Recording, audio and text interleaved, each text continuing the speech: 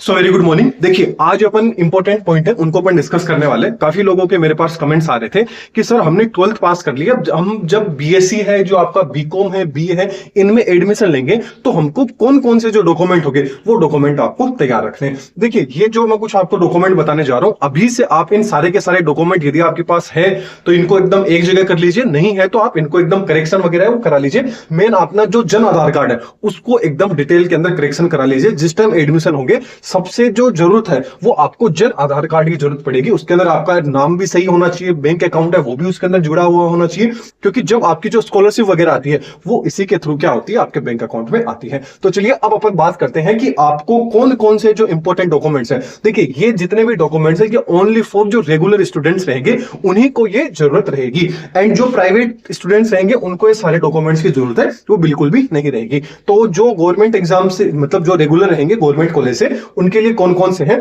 तो आपको जो आपका जन आधार कार्ड है उस जन आधार कार्ड को आपको एक जगह इकट्ठा कर लेना है। उसके अंदर भी जो भी करेक्शन है उस करेक्शन को आज से ही करा लीजिए, क्योंकि करेक्ट होने के अंदर ऑलमोस्ट 7 से 14 दिन लगते हैं। तो हो सकता है आपके नाम में मिस्टेक हो, या बैंक अकाउंट नहीं जुड़ा हो, आधार कार्ड नहीं जुड़ा हो, मोबाइल नंबर नहीं जुड़ा हो, तो उन सबको ऐड करवा लीजिए। नेक्स्ट अपन बात करते हैं कि आपको आपकी जो 12th की मार्कशीट है एंड जो 10th की मार्कशीट है, ये दोनों के दोनों जो मार्कशीट है वो भी आप अपनी ले लीजिए। तो 12th की मार्कशीट नहीं आई है उसकी फोटोकॉपी है वो वहां आपके चल जाएगी।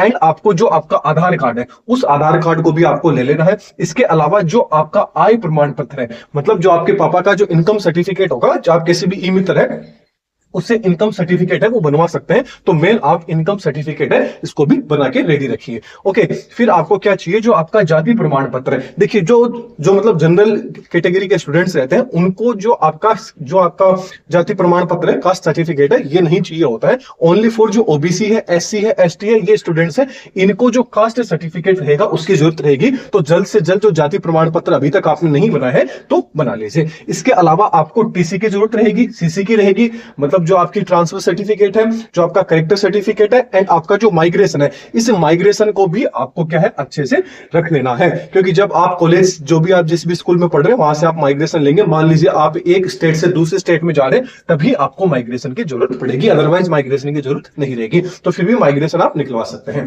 नेक्स्ट बात करें तो आपको जो आपका ओरिजिनल मूल निवास है, वो ओरिजिनल मूल निवास है वो भी आपको अपने पास में रखना है। इसके अलावा जो खुद का बैंक अकाउंट है, तो यदि आपका बैंक अकाउंट नहीं है तो जल्द से जल्द जो बैंक अकाउंट है वो ओपन करा लीजिए, और ज्यादातर कोशिश करिए कि एसबीआई जो बैंक है उसके अंदर आपका अकाउंट ओपन हो जाए। तो एसबीआई के अंदर जल्द से जल्द आपका जो अकाउंट है उसको ओपन कर लीजिए, क्योंकि जो भी स्कॉलरशिप का पैसा आएगा वो जल्द से जल्द इन्हीं बैंक के अंदर आ जाएगा।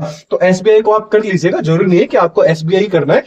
मैं बस एक आपको बता रहा हूं कि एसबीआई के अंदर थोड़ा सा बेनिफिट रहता है, क्योंकि गवर्नमेंट की बैंक है। या आप बीओबी में कर सकते हैं, बैंक ऑफ बड़ौदा के अंदर भी कर सकते हैं, आप पीएनबी के अंदर भी कर सकते हैं, एचडीएफसी में भी कर सकते हैं, वो आप अपने अकॉर्डिंग कर लीजिएगा। तो ये कुछ इंपॉर्टेंट डॉक्यूमेंट्स है जो आपको अभी से प्रिपेयर कर लेना है। इनके अंदर मान लीजिए जो जन आधार कार्ड है, जो आपका आधार कार्ड है, इनके अंदर किसी भी तरह का करेक्शन कराना है तो जल्द से जल्द करेक्शन करा लीजिए, ताकि क्योंकि करेक्ट होने के अंदर भी 7 से 14 दिन का टाइम लगता है। तो अभी जल्द ही कुछ ही टाइम के अंदर आपके जो रेगुलर एडमिशन है वो एडमिशन स्टार्ट हो जाएंगे, क्योंकि 12th के ऑलमोस्ट जितने भी स्टेट है उन सबके रिजल्ट आ चुके हैं।